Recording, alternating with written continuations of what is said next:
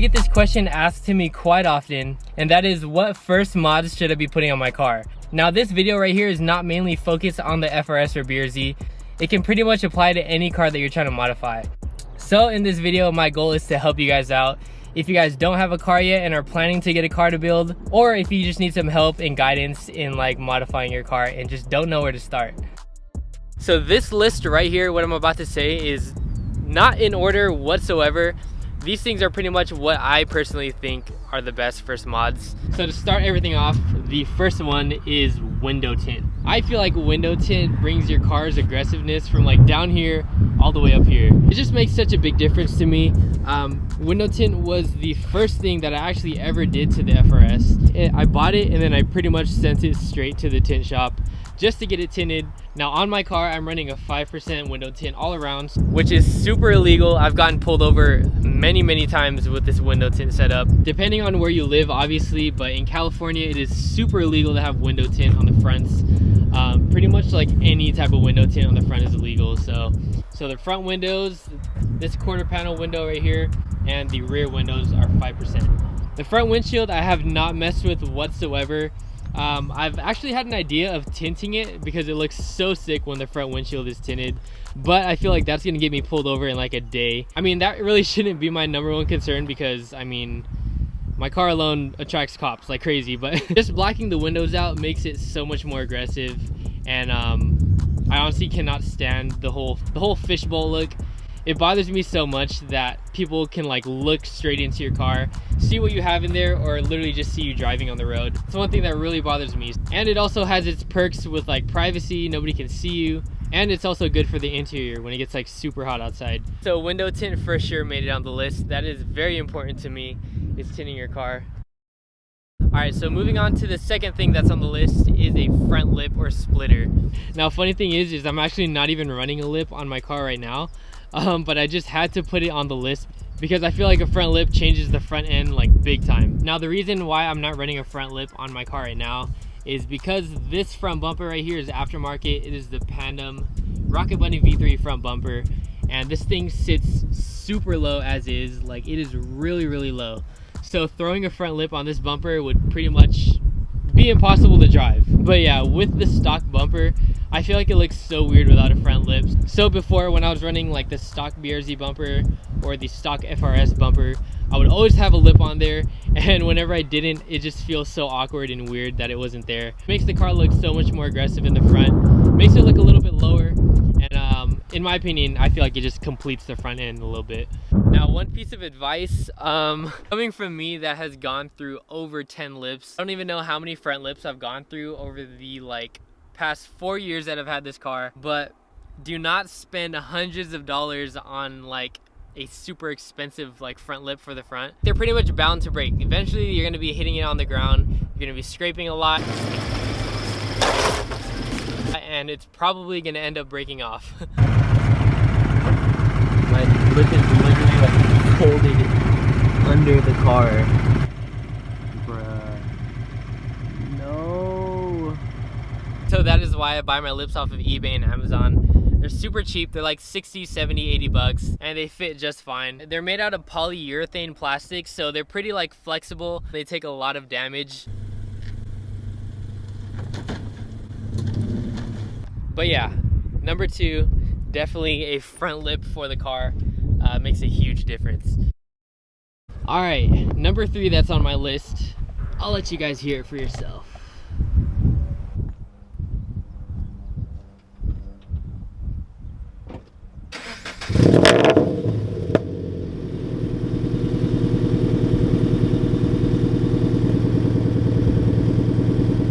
#3 is an aftermarket exhaust.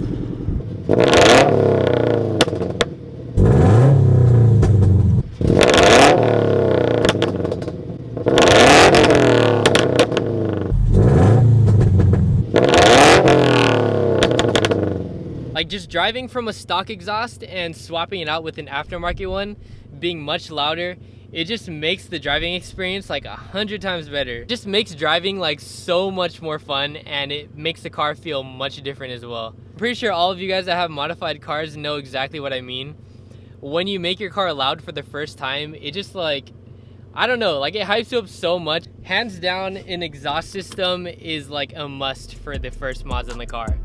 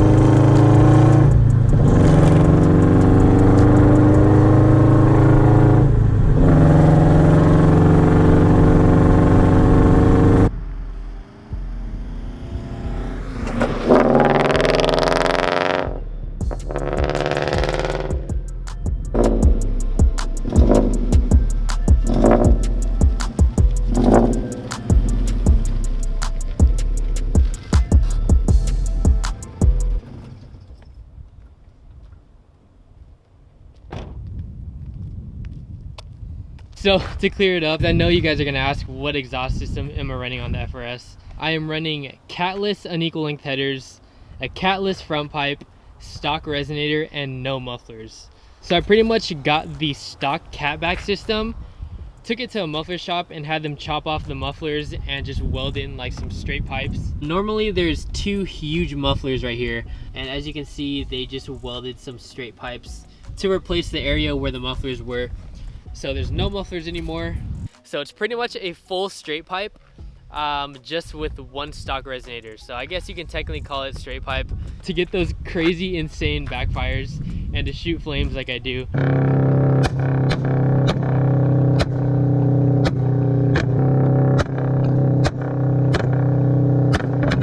I'm running a tune on the car.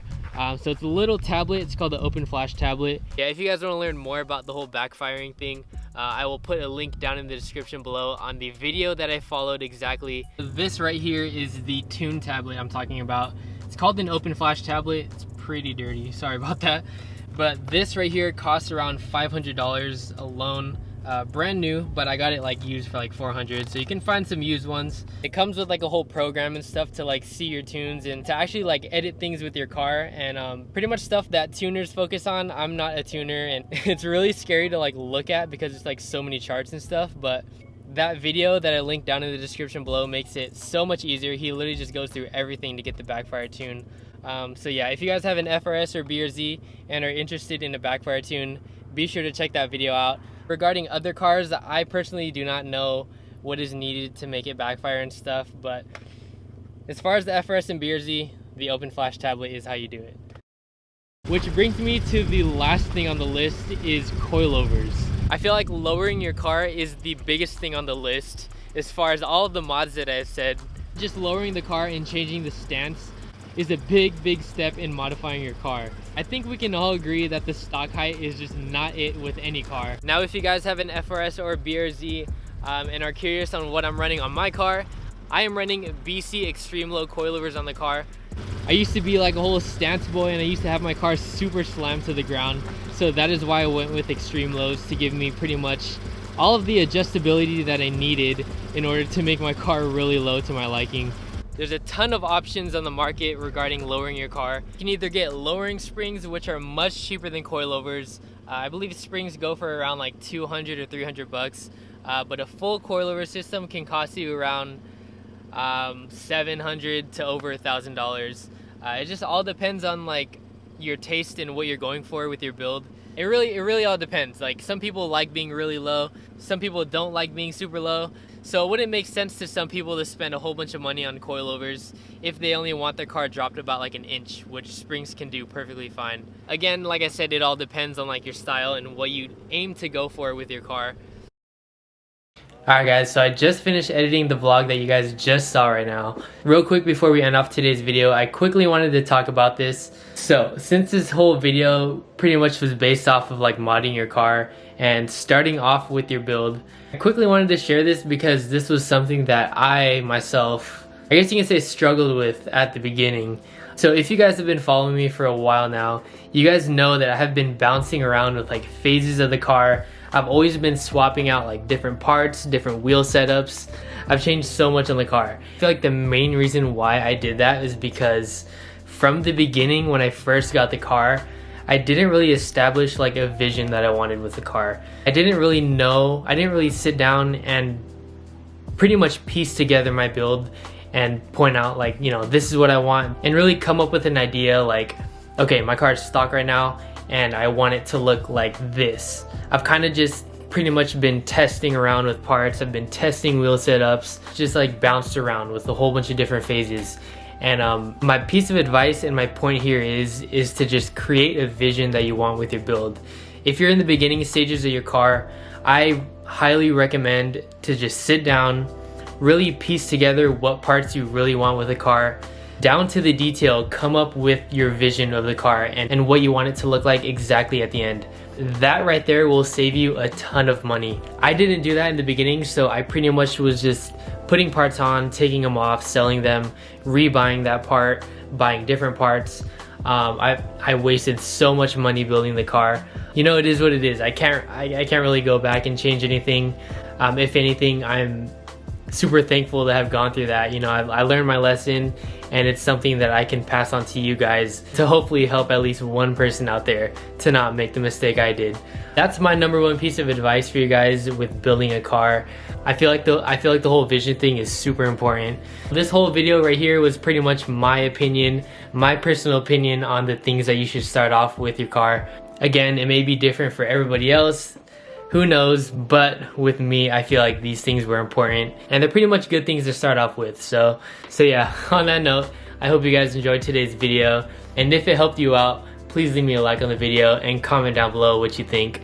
I'm gonna go ahead and transfer this clip right here onto my computer so we can get this whole vlog edited up and upload it tomorrow morning. So I hope you all have a good rest of your day, and I'll see you guys in the next one. Peace out.